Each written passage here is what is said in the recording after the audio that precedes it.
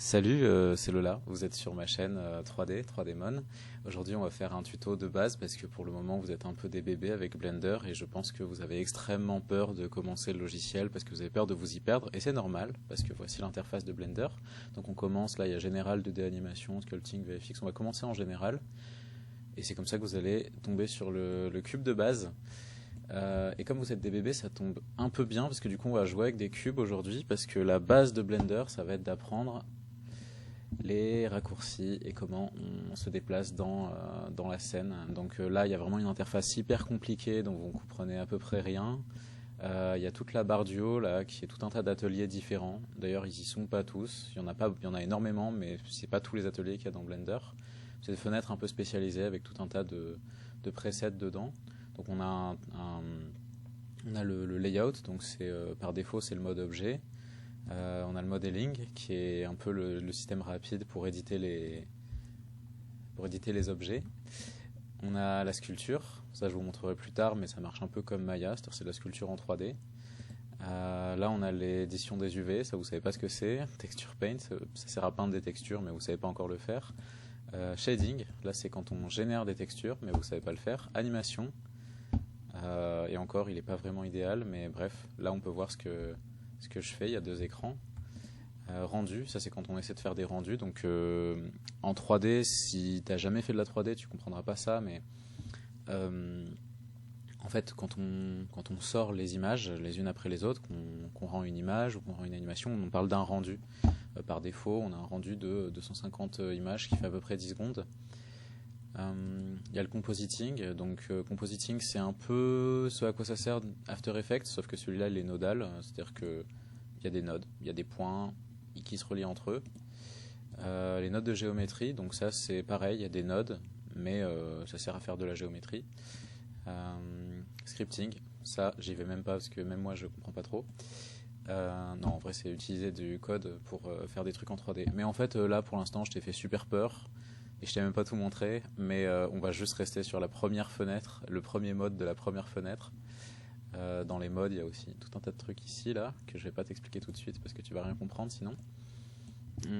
Là aussi, il y a pas mal de trucs intéressants qu'on verra plus tard. Mais bref, ça se trouve, je suis en train de parler dans le vide pour rien parce qu'aujourd'hui, on est un peu bas level. Mais moi, j'ai envie que tu montes très vite de compétences dans Blender, que tu fasses pas les erreurs que j'ai fait, que tu speedrun pour atteindre mon niveau et peut-être me dépasser un jour, même si je pense que tu en es très loin et que tu n'y arriveras probablement pas parce que je suis extrêmement forte. Mais bref.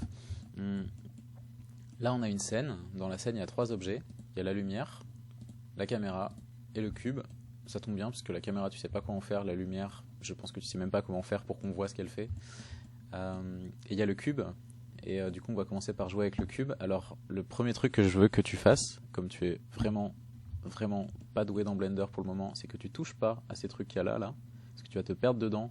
Et en plus, si tu t'habitues et que tu apprends à t'en servir, ça te rendra nul pour le reste de ton existence dans Blender. Est-ce que tu veux être nul? Je pense pas. Donc tu vas apprendre les raccourcis comme quelqu'un de civilisé dans Blender. Alors le premier raccourci qu'on a, c'est parce qu'on veut jouer avec le cube, on veut l'agripper, on veut l'attraper, on veut le remuer. Et donc, on va utiliser G comme agripper, ou grab en anglais. Donc je clique sur le cube, j'appuie sur G, et je peux le bouger comme je veux.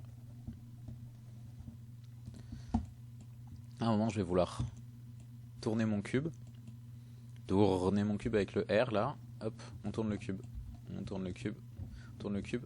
Quand je veux l'agrandir, j'ai pas de jeu de mots, donc on va juste dire que c'est S.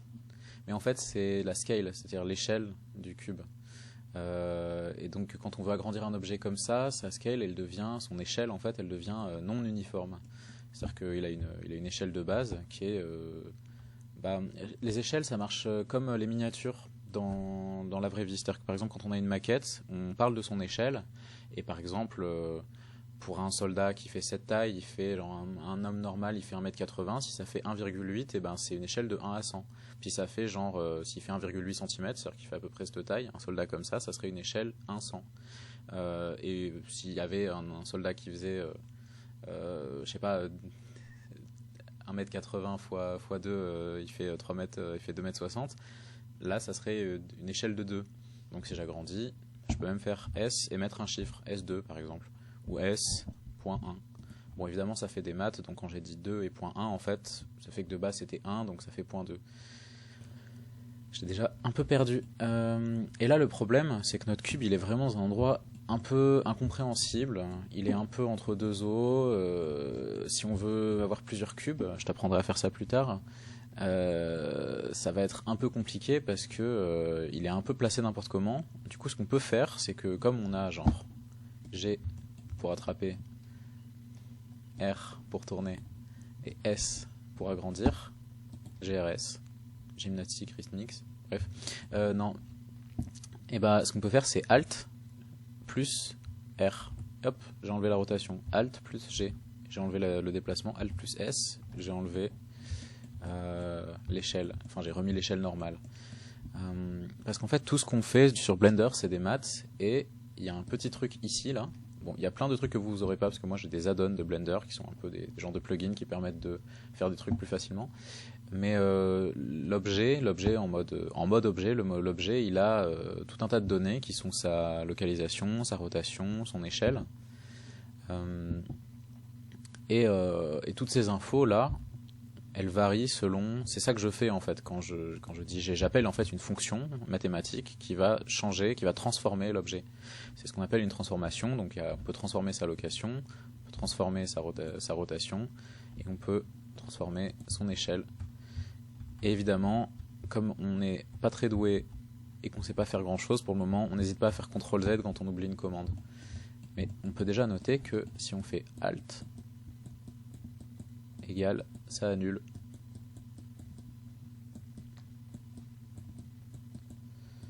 Un autre truc qui modifie la manière dont on déplace les objets, dont on transforme les objets, c'est d'appuyer sur Shift quand on les déplace. Par exemple, je vais faire n'importe quoi avec ma souris.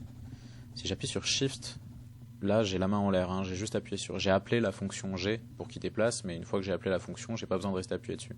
Par contre, comme je suis en train de faire une transformation et que j'ai besoin un peu d'aller plus doucement, c'est-à-dire de faire des mouvements plus précis, je peux appuyer sur Shift, et là je fais les mêmes mouvements complètement fous, mais ça bouge pas beaucoup. Et ça c'est très pratique parce que ça permet d'être plus doux dans ce qu'on fait, mais c'est pas exact. Et l'exactitude, ça va être assez important parce que si on veut de la symétrie, si on veut que notre scène elle soit intéressante, alors on peut lui donner de la vie, un côté organique, un côté réel, en la tordant comme ça, mais par exemple si on modèle une ville, les mecs qui font des villes, c'est des architectes, ils sont pas là à essayer de se dire bon, est-ce que ça a l'air droit, vas-y on construit l'immeuble. Non, il y aurait des morts si on faisait ça. Ce qu'on peut faire, c'est qu'on peut faire ces affectations, mais d'abord je voulais quand même te montrer qu'avec S, donc Shift, je pouvais te montrer quand même que Shift ça adoucit tous les trucs. Par exemple là je fais tourner le cube très vite, j'appuie sur S, ça va d'un coup beaucoup plus lentement, c'est beaucoup plus calme. Et pareil pour S, hein, je peux le faire exploser toutes les 2 secondes, ou alors on peut y aller tout doucement. Bon, tout doucement avec S, ça fait pas grand chose. Mais si on veut de la précision, si on veut de l'exactitude dans Blender, on peut le faire en changeant de point de vue. Par exemple là tu vois, si tu veux tourner tu peux faire ça. Bon, moi je le fais en cliquant avec je fais ça avec le clic de souris, ça va beaucoup plus vite. Dans Blender d'ailleurs souvent on va essayer d'apprendre on va essayer d'apprendre tous les raccourcis. Il faut que j'écrive bien Shift et pas Shit. Hop. Doucement, corde à sauter. Hop, doucement. Bref.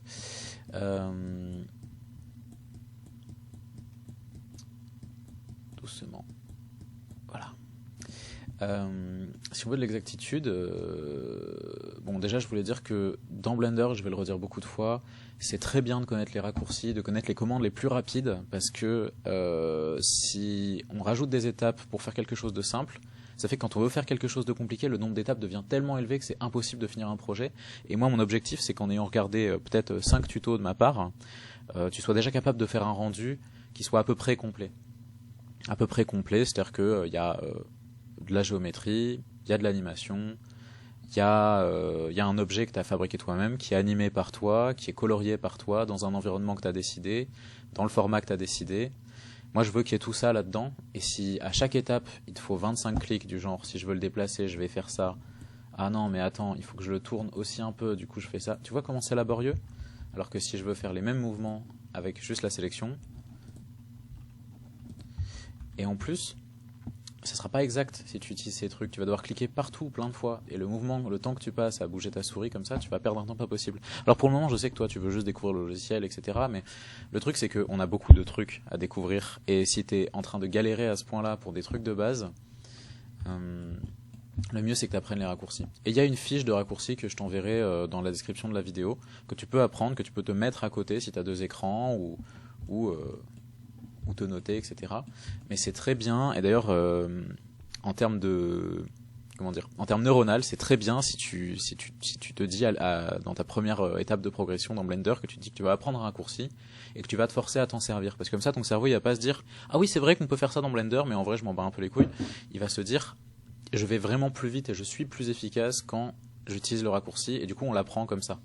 Donc au prochain tuto, il y aura un début avec un exercice où je te demanderai de déplacer le truc sans utiliser les outils qui sont à côté. Et d'ailleurs, je préférais que tu n'utilises pas les outils à côté, ça va te rendre moins fort dans le fait d'utiliser Blender à la longue. Pour la suite, ce qu'on va faire, c'est qu'on va essayer d'augmenter notre précision, et pour ça on va devoir rajouter quelque chose à la fonction de base, à la fonction déplacement, rotation, S, j'ai pas de mots pour ça, c'est qu'il va falloir préciser à quelle dimension on se réfère. Donc là, tu vois, il y a 3 dimensions, X, Y, Z. C'est pour ça qu'on est dans Blender 3D. La dimension X, elle est rouge. Tu verras que c'est utile de savoir les couleurs des dimensions plus tard, mais c'est pas important tout de suite. La dimension X, elle est rouge et on voit qu'elle est là. La dimension Y, elle est verte, on voit qu'elle est là. Et la dimension Z, on la voit pas parce que, mais on sait qu'elle est là, parce que ça ferait un peu chier. Et donc, je vais noter X, Y, Z. Donc, tu sais déjà qu'on peut modifier l'effet de nos fonctions de déplacement, rotation et agrandissement. On peut déjà le modifier de manière assez simple, en l'annulant, en y allant doucement, et je t'apprendrai une autre manière plus tard. Mais un truc qui va être très utile, ça va être de contraindre la fonction. Par exemple, là, je veux déplacer à une dimension, par exemple, uniquement sur Z. Là, tu vois, ça devient utile pour faire des bâtiments rapidement, parce que les bâtiments, ils sont alignés entre eux. Du coup, je peux faire ça, je peux faire ça, et je peux même faire Shift plus une dimension qui sera exclue de la transformation. Par exemple, Shift Z. Là, d'un coup, on va où on veut, mais on ne change pas d'attitude. Ou alors Shift Y. On va où on veut, mais on ne change pas de latitude. Bref. Et ça marche aussi pour la rotation. Et là, on va contraindre à un axe, tu vois. C'est comme si, par exemple, si je dis Y, on voit la tige là, de l'axe Y, la tige verte là. Et ben, je peux... Hop, le truc, il est planté, comme en brochette, tu vois. Alors, on le fait cuire lentement, comme ça. Ça marche aussi pour Z. Et ça marche aussi pour l'agrandissement. Si je dis S, et je peux aussi changer d'ailleurs la fonction que je fais, par exemple. Si je fais ça, et que je dis R, ou que je dis S, tu vois, tout l'étirement que j'ai fait avec ma souris, il est pris en compte comme si j'avais commencé en faisant des déplacements, de l'agrandissement, de la rotation. Donc en fait, on peut changer la fonction en cours de route. On peut dire à Blender qu'est-ce qu'on était en train de faire. Par exemple, je pourrais même lui dire tourne 2 fois sur Z. Bon, si on tourne 2 fois, ça fait rien. Mais si par exemple je dis 2 fois sur Z, puis je lui dis .2, puis je lui dis 3 finalement, puis je lui dis .4, 5, 6, 7, 8, bref. Je peux modifier beaucoup en fait la fonction en cours de route. Et du coup, le dernier truc que je vais t'apprendre, et après on fera l'exercice final de ce premier tutoriel pour apprendre les bases de Blender. Une autre fonction qui est utile, et tu verras qu'après on peut modifier l'effet qu'a cette fonction, c'est donc on connaît nos transformations, on peut les contraindre à des dimensions, la dimension Y, X, Z. On peut changer la transformation en cours de route. Mais un truc qu'on voudrait faire, ça serait encore plus avoir d'exactitude. Et du coup, il faudrait que cette grille-là, qu'on voit là, elle nous serve de base. C'est-à-dire qu'il faudrait qu'il y ait des incréments dans cette grille et qu'on ne puisse pas en sortir. Et pour ça, je vais faire G. Et de la même manière que je faisais S pour y aller doucement, je vais faire CTRL. Et CTRL, c'est une fonction où on doit rester appuyé pour qu'il reste bloqué sur la grille. Et on peut même combiner CTRL et S. Et là, d'un coup, les incréments, ils deviennent tout petits. Voilà. On dirait qu'on est sur le PlayStation. Hop. Et ça marche aussi pour la rotation. Par exemple, je peux dire reste sur l'axe Z et tourne lentement. voire même tourne très très très lentement. Voilà. Comme ça, tu vois d'ailleurs que dans les rotations, on voit ce qui se passe là, c'est écrit là en haut. Regarde. Ah, je crois que je viens de découvrir un autre truc. Mais ça, je t'expliquerai plus tard. Alt R, Alt G. Maintenant, la dernière fonction, je vais noter ça. Hop, contrôle. L égale précis. Si. Et d'ailleurs, je vais noter, quand je mets un gros...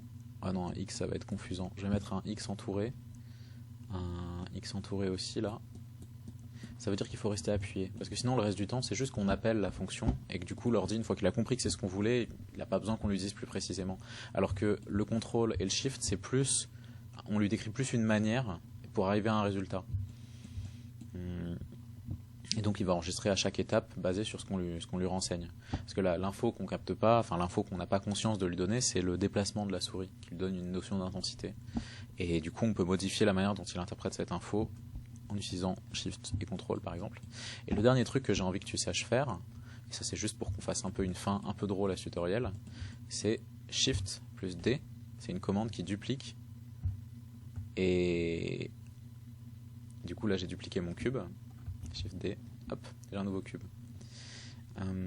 Shift D, donc je viens de dupliquer le cube, mais le truc à capter c'est que, afin qu'on ne soit pas bloqué et qu'on aille vite, par défaut quand on duplique un cube, on est aussi en train de le transformer. C'est-à-dire on l'a déjà attrapé, parce que ça permet de faire que le cube, par exemple là si je le duplique, et que je fais rien, je clique, je duplique et je dis que je suis OK. Ah, tu vois là en fait là j'ai 1, 2, 3, 4, j'ai 5 cubes qui sont imbriqués dans un seul cube. Et si je commence à les déplacer, hop. Et ça pose problème si on fait ça, parce que il y a un moment où, ouais voilà, on voit cet effet là.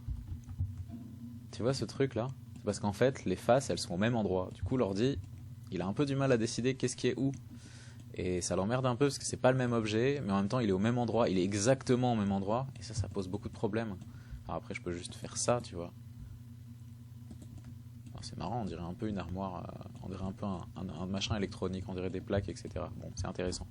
Mais moi je veux que tu joues à Minecraft, que tu joues au Lego, et du coup on va construire un truc en cube. Et pour ça, on va contraindre à des dimensions, appuyer sur CTRL afin que les cubes soient exactement là où ils doivent être. Et du coup, moi, je vais construire une maison.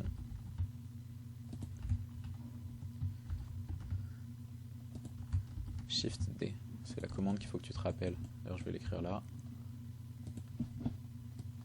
Shift.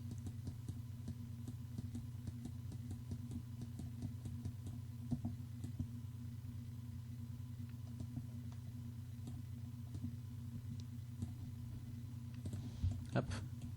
Un autre truc que tu peux faire avec cette commande là, tu peux aussi faire sup évidemment pour supprimer les cubes, mais c'est que tu peux aussi sélectionner plusieurs objets et il y aura une transformation qui va s'appliquer à tous. Donc je vais faire Shift D pour les dupliquer, et là je duplique tous les cubes, et ensuite comme je les ai tous attrapés, je peux juste tous les déplacer comme ça. Et là on est comme dans Minecraft, ça va même beaucoup plus vite que dans Minecraft en fait.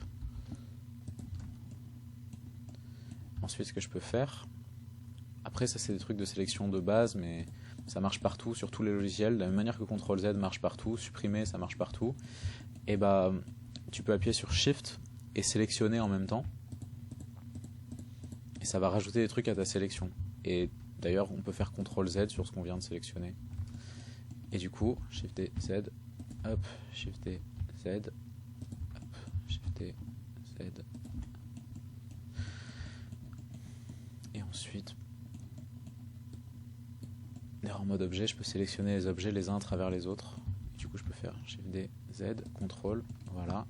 Et ensuite, tchac, on a une maison. Je pourrais même faire...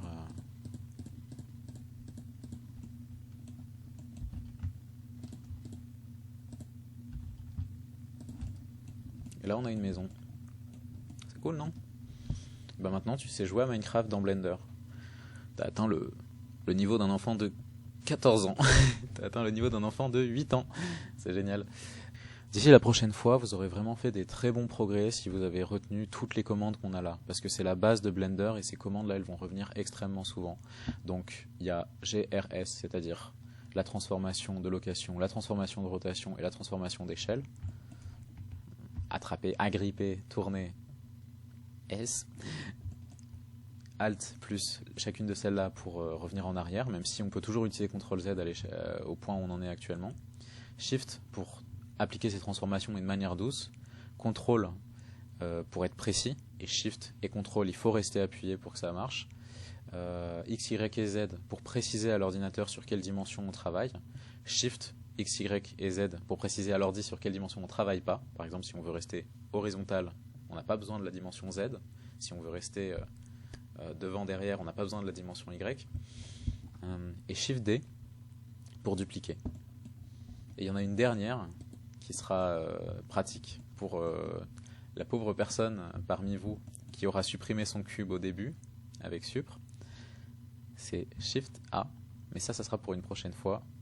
Et en attendant la prochaine, vous pouvez déjà jouer à découvrir un peu tous les objets qu'on peut créer dans Blender. Il y en a beaucoup que vous n'allez même pas comprendre ce que ça fait, mais là, il y a pas mal d'objets qui sont très intéressants. Et notamment le cube, si jamais tu as supprimé ton cube.